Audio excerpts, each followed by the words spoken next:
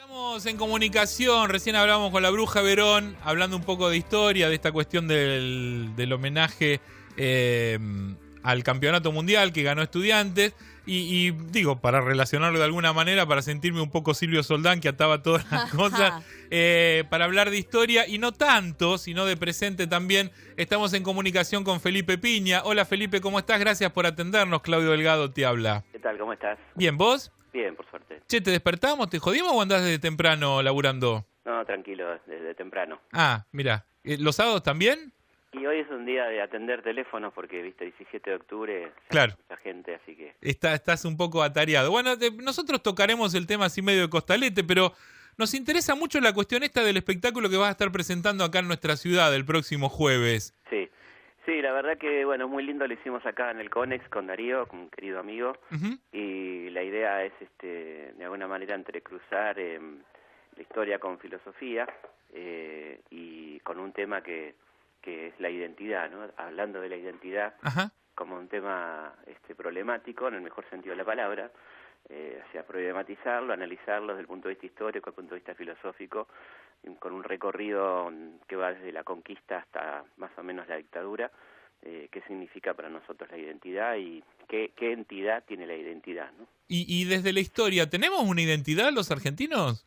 Sí, una identidad que creo que es muy interesante porque es una identidad multicultural, ¿no es cierto? Uh-huh. Es un país multicultural de una enorme diversidad. Si uno se pone a pensar, por ejemplo, la cantidad de pueblos originarios y a eso se le suma la cantidad de naciones, de inmigrantes, somos una nación definida mucho a partir de su diversidad, ¿no? Lo cual, desde mi punto de vista, por lo menos la enriquece mucho más que la búsqueda de un ser nacional único, como una entelequia de alguna manera, ¿no? Sí. En algún momento se hizo un programa de televisión, que no sé si tuviste algo que ver o no, pero el gen argentino... Sí, tuve tanto que ver que lo conduje junto a Mario Pergolini. Ah, claro, estabas ahí. Y por decirlo de alguna manera, ganó San Martín, si no me equivoco. Ganó San Martín, salió segundo Favaloro, y hubo unos debates muy interesantes. Sí.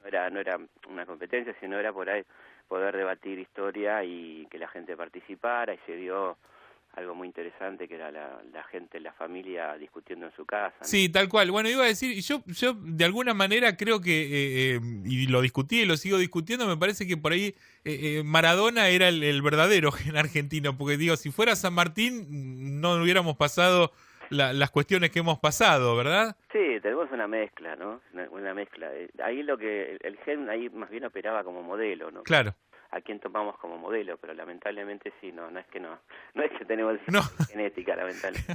No somos de seguir modelo, evidentemente. No, creo que hay una mezcla de lo bueno, lo malo, todo lo que conforma una nacionalidad.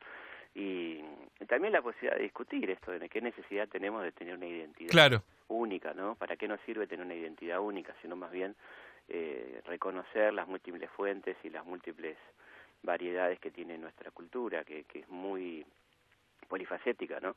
Ajá. Tenemos algo del humor judío, tenemos algo de la calentura tana, tenemos algo de la persistencia gallega, tenemos, bueno, hay de todo, qué sé yo, de la sabiduría india, hay mucho en la cultura argentina, tanto de los negros, ¿no? En nuestro folclore, en nuestras ciertas costumbres, o sea que, ¿por qué despreciar todo eso y hablar de un crisol de razas, que es un término horrible, porque Sí. que funde todo en uno solo? Sí, no es así. Inclusive me parece que dentro de nuestro país, hoy por hoy, hay diferentes cuestiones de identidad y culturales. Digo, no es lo mismo el norte que el centro o que el sur. Claro, totalmente. Aparte, exactamente, ¿qué quiere decir el argentino, no? El Claro. argentino que lamentablemente se asocia únicamente al porteño. Digo lamentablemente porque se pierde mucha riqueza de otras identidades, ¿no? Es cierto. Los argentinos somos melancólicos y tangueros, bueno, los de Buenos Aires. Sí. En el norte hay otra melancolía. No, si bien puede ser, pero no me imagino un Colla guiando su cuestión musical a través del tango. Claro, y además está bien, sí, podemos ser melancólicos, pero de otra forma. Desde otro lugar. Desde otro lugar, con otras características, y entonces, bueno, y lo mismo sería la diferencia que hay con el litoral y la mirada que por el río y esa música tan acuática. Sí. Bueno, o sea que es perder todo eso, la búsqueda de una sola identidad que está muy vinculada a la mentalidad autoritaria, ¿no? Al Ujú. fascismo y a esa forma de la búsqueda de un ser único, trascendente y todo ese tipo de cosas que tanto daño han hecho, ¿no? A la historia de la humanidad, no solamente Argentina, ¿no? Es cierto. Che, Felipe, recién hablábamos de San Martín y tu último libro está relacionado con esta cuestión. Sí. Y se me ocurría preguntarte, digo, ¿cómo se escribe sobre un tipo que se ha escrito tanto, que se ha dicho tanto, que no hay muchas películas, pero digo de los, no me equivoco, pero lo digo siempre así, de los superhéroes argentinos. Sí. ¿Cómo hiciste para encarar esta cuestión? ¿Desde qué lugar lo visualizaste a San Martín para escribir una cuestión que por ahí, no sé si está trillada, pero sí que se ha escrito mucho? Sí, no, bueno, yo creo que justamente se ha escrito mucho, pero había muchas ausencias, ¿no? Ajá. Y digo en el prólogo del libro que es uno de los personajes más homenajeados, Sí. más nombrados, pero a la vez menos conocidos, ¿no? Y todos los pueblos tienen una calle que se llama San Martín, de mínima. Bustos, bustos, calles, Sí. homenajes. Homenajes que yo creo que son más nominales, porque en realidad no se profundiza en el verdadero San Martín, no en el San Martín político, pensante, el hombre que fundaba bibliotecas, Ujú. el hombre que hizo leyes proteccionistas cuando fue gobernador de Mendoza, bueno, una cantidad de cosas que a mí me interesaba destacar en el libro, hablando del San Martín político, sus enemigos, lo que le costó hacer lo que hizo, Ujú. el enfrentamiento con los unitarios porteños, bueno, toda esa cosa que quedaba un poquito bastante subsumida o escondida por el discurso único histórico liberal, ¿no? Que nos ha dominado durante tanto tiempo. ¿Lo estamos dejando ese discurso en algún punto? Sí, totalmente. Yo creo que sí está en franca decadencia. Igual no hay que aflojar, ¿no? Pero No, claro. está en decadencia. Es una lucha minuto a minuto. Minuto a minuto porque se corresponde con el relato actual, digamos, ¿no? Claro. El mismo relato, o sea, donde hay una ausencia del pueblo, donde hay una planteo absolutamente desde el poder, donde los sectores populares no existen y están destinados a ser sometidos, ¿no? Bueno, todo ese discurso es una continuidad de aquel discurso histórico, ¿no? Sin duda. Claro. Felipe, este próximo jueves, a partir de las 10 de la noche, en el Coliseo Podestá, acá de nuestra ciudad, te vas a estar presentando con Darío Zeta, para no complicarnos con el apellido, hablando un poco de esta cuestión, de la historia, la filosofía, la identidad y esto que de alguna manera también creo debería servir en algún punto, creo yo, como punto de partida para que todos nos empecemos a repreguntar algunas cosas, ¿no? Sí, la verdad que está bueno. Yo creo que hay un gran vínculo entre filosofía e historia. Un poco la excusa es la identidad, pero hablamos un poco del vínculo entre estas dos disciplinas, cómo ayudan a pensar, ¿no? Cómo nos ayudan a pensar en distintos momentos de la historia, porque en definitiva estamos recorriendo a lo largo de 2 horas más o menos un poco la historia argentina, y qué interesante el aporte de la filosofía también para poder entender estos procesos, ¿no? Y también nos metemos un poco con la historia mundial en algún momento. Claro. Y creo que ayuda a comprender más lo que nos pasó acá, ¿no? Y en el fondo estamos dentro del mundo. Sí, yo creo que los latinoamericanos, hablaba el otro día con un periodista español, que España y Europa se mira el ombligo todo el tiempo y no Claro. le da mucha importancia al contexto, ¿no? Nosotros hemos crecido mirando el contexto, por lo tanto tenemos una conciencia muy clara de lo importante que es lo que pasa afuera para lo que pasa en el país, ¿no? Hemos crecido con esto. Claro, sí. Tenemos esa conciencia de globalidad que a los europeos les cuesta tanto porque creen que son el centro del mundo y no miran un poco para afuera, ¿no? Y no lo son. Yo una vez vi un mapa que estaba bárbaro, que era el mundo al revés, digo, esto ¿por qué verlo de esta manera el mundo? Que no tiene ninguna lógica, porque en el universo no hay ni Claro, abajo, ¿no? Tiene Tal la cual. lógica del poder, o sea, ellos se ubicaron donde querían estar.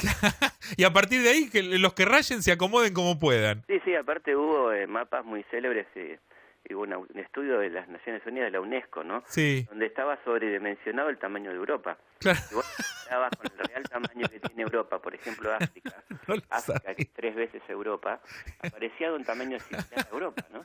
Sí. O sea, la mentira llegaba hasta la cartografía, ¿no? Claro, bueno, pero es una de las maneras también de ir cooptando cerebros, cabezas, ideas. Esto de arriba y abajo, ¿no? Sí. Lo que significa estar arriba y lo que significa estar abajo. Exacto.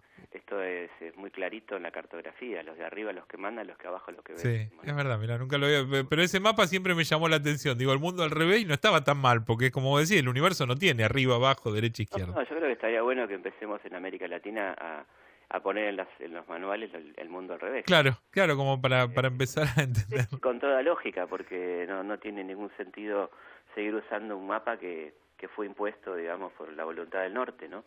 Podemos empezar a dar vuelta a las cosas y el mapa entre ellos. Sí, te tiro un cachito más la charla porque me interesa. ¿Cómo ves la cuestión de la historia en la educación? O sea, ¿está cambiando los paradigmas? Digo, yo tengo 44 años. Cuando fui a la escuela me enseñaron que estamos cerquita de lo de Colón. Digo, que Colón había sido un capo, que había venido a descubrir que era lo más grande que había, que gracias a Colón estábamos donde estábamos. Uh-huh. Y ahora mi hijo lo ve de otra manera, digo. Que por suerte, ¿no? Por suerte, claro, pero digo, de acá a futuro, ¿se ha ido cambiando algunas cuestiones? Sí, por suerte sí, y lo que es muy gracioso que pasa en esos casos es que la gente se enoja con los que planteamos la verdad, ¿no? Lo claro. más cercano a la verdad, dice, bueno, pero al final mi chico le enseñaron esto, y que no es tu caso, pero digo, es muy gracioso porque digo, bueno, pero a tu chico le enseñaron mal, yo no tengo la culpa, ¿no? En todo caso estoy tratando de ayudarte para que piense bien, ¿no? Sí. Y entonces uno que viene a plantear que no tiene que haber avenidas Roca en el sur argentino y todo eso, resulta que viene a joder, ¿no? Y a correr de la cuestión cómoda, de esto de que, bueno, ya está, ya quedó, olvidémonos, ya pasó, ¿por qué retocar, por qué remover? Claro, y bueno, y con ese criterio hubiéramos dejado las estatuas de Hitler, digamos, claro. en Alemania, ¿no? O en las de Stalin, en Rusia, qué sé yo. Sí. Entonces, o la de Saddam Hussein, si querés, más cerca, en Irak, qué sé yo. Evidentemente, esto cuesta mucho y por suerte estamos en condiciones de discutir. Los chicos de hoy tienen ya a veces intereses propios, ven Paca Paca, ven algún documental y llegan a la escuela con un interés que quizá otras generaciones no tenían, o estímulos que no tenían. Entonces me parece que está buenísimo que esto pase, ¿no? Que vamos por el buen camino, al menos en esta cuestión de la educación. Bueno, que un chico pueda decir cuándo, por qué y cómo, que nosotros no podíamos. Yo soy de la generación que los maestros te decían no me conteste, ¿no? No, sí, tal cual. Es una cosa increíble, tomar distancia. Que te llamaban a los padres al gabinete psicopedagógico porque cuestionábamos cosas. Claro, ¿entendés? Sí. Lo mejor que te puede pasar es que un chico te diga, pero ¿por qué? ¿Pero cómo? ¿Cuándo? Pero bueno, venimos de una escuela donde los 3 verbos de la conjugación eran muy significativos, ¿no? Amar, temer y partir. Claro. O sea, si amabas, temías, y si temías, partías, ¿no? Sí. El temor a amar y la posibilidad de partir, eso las conjugaciones verbales tenían que ver con esos 3 verbos que era muy significativo en cuanto a lo que te estaban enseñando. A lo que enseñé, claro, tal cual. ¿No? Che, Felipe, te agradezco muchísimo. De verdad, fue un placer charlar con vos este rato. Le recordamos a la gente, jueves que viene, 10 de la noche, Coliseo Podestá, Felipe Piña, Darío Zeta, charlando sobre filosofía e historia. No tocamos el tema del 17 de octubre porque debe estar repodrido de charlar sobre esta cuestión en el día de hoy. No tengo problema, es un día muy importante.